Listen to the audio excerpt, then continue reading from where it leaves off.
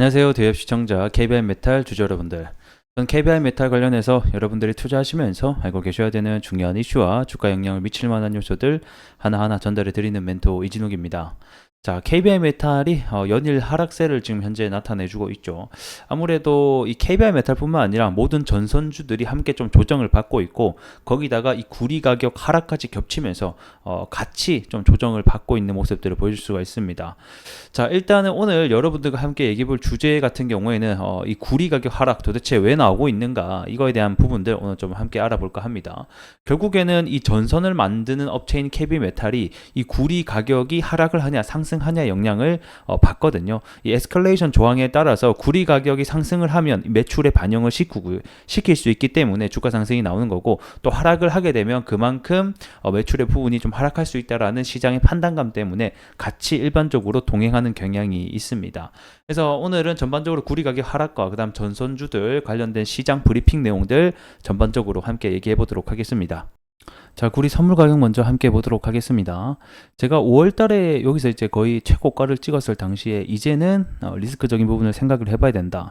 요때에 올라간 폭이 그 숏스퀴즈 현상 때문에 올라간 거거든요. 그래서 이제는 리스크를 생각해봐야 된다라고 또 설명을 드렸었고, 여기에 내려올 때 하락분에 대해서도 또 설명을 드렸었죠.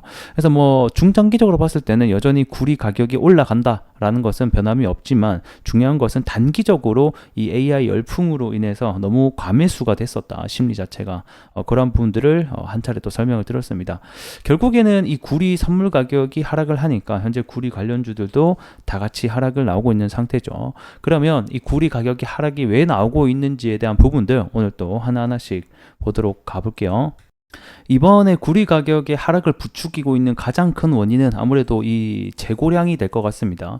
현재 구리의 재고량이 감소하지 않고 있는 것으로 확인이 됐었죠. 자, 24년 지금 현재 5월, 6월 달에 구리 재고량이 23년도 같은 기간이었던 5월, 6월 대비해서 얼마나 2배가량 많이 남아있다라는 겁니다. 일단은 전망치는 수요가 굉장히 많고 공급이 부족하다라는 뉴스가 나오고 있는데, 현실에 대한 구리 재고량은 이렇게 2배 넘게 차이가 나다 보니까 이러한 부분들이 시장에서 좀 알려지면서 구리 가격의 하락을 부추겼다라고 보시면 될 것 같습니다. 그래서 중국 이제 상하이 선물거래소의 재고량도 많이 남아있는 상태고, 이제 LM이라고 해서 요에 대한 재고량도 이제 여기죠. 요 재고량도 기존의 23년도 5월, 6월 달 있었던 당시보다 2배가량 역시 또 많은 것을 확인해 볼 수가 있습니다. 그래서 사실 뭐 제일 중요한 것은 이 재고량이 빨리 소진이 되냐 안 되냐의 여부가 구리 가격의 반등을 할 수 있느냐 없느냐에 대한 중요한 지표가 될 것 같아요. 그래서 원래 이 구리 수요가 강한 게 이번 2분기거든요. 근데 2분기에는 항상 이런 식으로 소진이 빨리 됐었거든요, 매년마다. 근데 이번 년에는 특히 소진이 되고 있지 못하다라는 점이 수요를 과연 정말 뒷받침하고 있는가, 이런 부분에 대해서 의심이 든다라는 것이겠죠. 그리고 이제 또 하나의 이유를 보게 되면 현재 이 미국 경제의 둔화 조짐이 나타나고 있죠. 이번 4월 이제 구인 건수도 전망치보다 낮게 됐고, 이 고용 증가폭도 예상치를 좀 밑도는 결과가 나왔습니다. 그리고 5월 이 제조업 PMI 지수 역시 48.71 정도가 나왔거든요. 그래서 이게 기존의 전망치가 49 정도가 나왔는데, 이 전망치보다 또 하회하는 수치가 어느 정도 발표가 되면서 이러한 결국 구리라는 게 이런 경기 선행 지표 중에 하나잖아요. 앞으로의 이런 제조업 경기 부진과 더불어서 노동시장이 냉각되고 있다는 신호로 받아들여지게 되면서 이런 경기 위축에 대한 부분도 구리의 반등을 일으키지 못하는 또 요소가 되는 것 같습니다.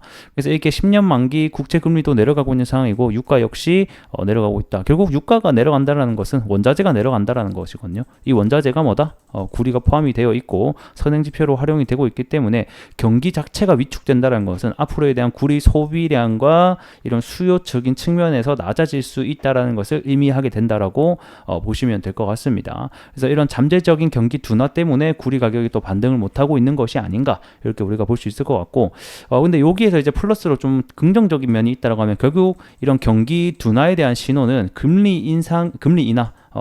인하에 대한 신호가 점점점 온다라는 거거든요. 그래서 이렇게 금리 인하가 또 내려가게 되면 그거에 따라서 또 구리에 대한 수요도 올라갈 수 있다는 점도 같이 양면성을 띠고 있습니다. 하지만 지금 단기적으로 봤을 때는 이러한 경기 둔화에 대한 신호는 역시 이 구리에 대한 수요 감소로 우리가 확인해 볼 수 있다. 자, 그리고 우리가 또 하나 주목을 해야 되는 게 이 구리 가격의 프리미엄도 눈여겨볼 필요가 있습니다. 이 구리 가격의 프리미엄이 현재 오히려 마이너스까지 내려가고 있죠.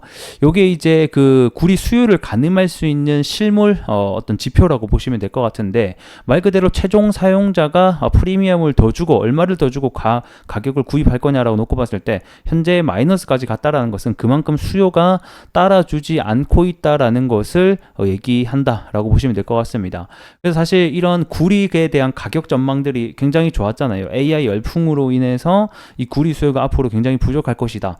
그렇게 전망이 지속적으로 내려왔었는데, 실제로 데이터를 까보니까 이런 데이터 사이와 전망 사이의 격차가 결국에는 존재하더라. 그렇게 되면서 이 실제 수요 대비해서 이 구리의 가격이 크게 웃돌고 있다라는 시장의 판단감 때문에 결국 구리 가격이 하락세를 나타나주고 있다. 근데 거기에 덧붙여서 현재 미국 경기 자체도 올라와 주지 못하고 있다 보니까 이러한 소비적인 측면, 수요적인 측면도 못 따라가주니까 구리 가격이 전반적으로 반등을 하지 못하고 점점점 하락을 하고 있다라고 보시면 될 것 같습니다.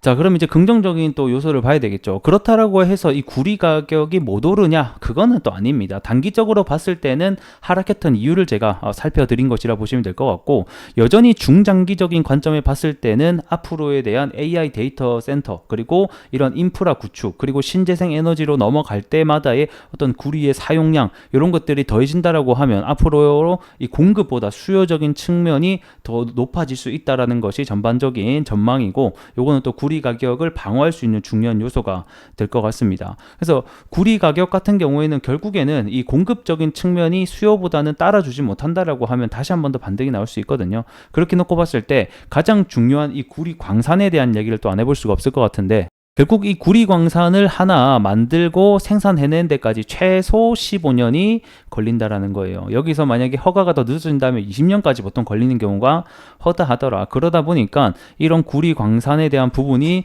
공급적인 측면이 또 줄고 있는 거고, 무엇보다 이 광산들의 노후화로 인해서 생산성이 계속해서 악화가 되고 있다라는 거겠죠.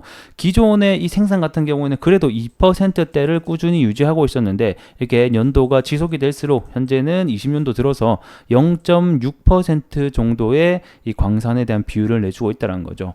뭐 이 말인즉슨 1톤짜리 이 광석을 하나 캤을 때 고작 6kg 정도라고 해야 될까요? 이 정도가 나온다라고 구리 양이 나온다고 보시면 될 것 같습니다. 그만큼 효율성이 많이 부족하다는 거겠죠. 그래서 이런 수요적인 측면과 공급적인 측면은 여전히 중장기적으로 봤을 때는 전망이 밝지만, 중요한 건 단기적으로는 저런 이슈들이 있다 보니까 현재 구리 가격이 못 가고 있다, 이렇게 좀 생각을 해주시면 좋을 것 같네요. 자, 이제 차트로 돌아와서 보도록 하겠습니다. 제가 리뷰를 이제 마지막으로 해드렸을 때가 요때예요, 요때. 요때 이제 드렸던 말씀이, 이제는 뭘 생각해야 된다? 하락에 대한 리스크를 생각을 해야 된다. 이 구리 가격도 하락을 하고 있고, 무엇보다 전선주들이 전반적으로 이 바닥에서부터 2달, 3달 만에 굉장히 큰 폭의 상승이 나왔으니 단기간에 어떤 조정은 불가피할 수 있다, 충분히 나올 수 있다, 이렇게 또 설명을 드렸습니다. 자, 그리고 나서 지금 고점에서 여기서부터 여기까지 거의 20% 넘게 빠졌거든요. 한번 볼게요. 30% 넘게 빠졌네요. 그래서 좀 가파른 현재 조정세가 나타나고 있고, 무엇보다 이 수급 자체가 이제 전선에서 어디로 갔다? 이 포항 영일만 석유 사태가 일어나면서 글로 전체적으로 수급이 또 이동하는 주가 되면서 이 전선의 수급이 함께 빠지게 되는 사태가 발생을 했습니다. 그래서 1차적으로는 사실 이제 어디서 지지가 나올지는 아무도 몰라요. 그건 이제 지켜봐야 되는 일이지만, 자, 파동이 만들어졌었던 여기서부터 여기까지의 일반적으로 이 절반 구간에서는 보통 반등이 한번 나오기도 하거든요. 그리고 이제 점점점 기술적 반등이 나오는 구간들이 다가오고 있습니다. 그래서 해당 가격대 라인에서 기술적 반등이 나오는지 여부가, 그리고 지지가 나오는지 여부가 우리가 체크해 봐야 될 상황일 것 같고, 그리고 다시 한번 말씀드리지만 전반적인 전선 테마와 그 다음에 구리 가격이 다시 한번 상승이 나온지도 우리가 꾸준히 지켜봐야 되는 어떤 부분이 될 것 같습니다. 자, 오늘은 여기서 마무리를 해보도록 하겠고요. 전 또 다음 시간에 더 나은 내용으로 여러분들께 인사드릴 수 있도록 하겠습니다. 구독과 좋아요 한 번씩 부탁드릴게요.